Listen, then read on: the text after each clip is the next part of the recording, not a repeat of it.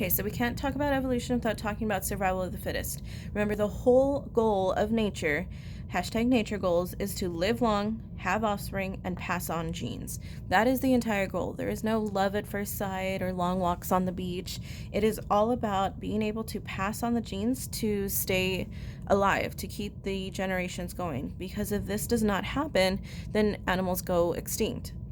So, adaptations are called by environmental pressures. So, this can be something that's done by humans, so like pollution, global warming, but this can also be just by natural changes, natural forest fires or natural destructions, anything that can cause a change in the food pyramid, the food web, food chain. All of those will cause adaptations. So, the moth example, remember there was pollution in Europe.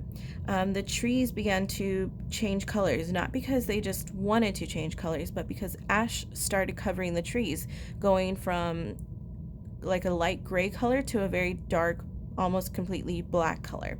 So, when this happened, this forced the moth population to adapt. Because naturally, all the ones that had the rare dark black mutation, those were the ones that were living, having babies, and then passing on the genes. The ones that were the very light colored pepper moths, those were now prime rib. They were the goal of all birds and everything because they were the easiest to see on the black trees now, instead of vice versa. Same thing happened with the salamander. So the California salamander, remember us talking about it? The population was threatened by humans, so they began to move south, and the new environment caused mutations to change the species. So even though they had the same green and orange mutations, because of their new environments, those specific mutations allowed specific colors to live longer, have more offspring, and then pass on those specific genes. So that eventually there is no more of the original salamander, and now they were either the green western Californian salamander or the orange eastern California salamander. Don't forget that it happens over time. It is not just in one generation. It's not one salamander telling another salamander, hey, we need to change colors because this isn't working out.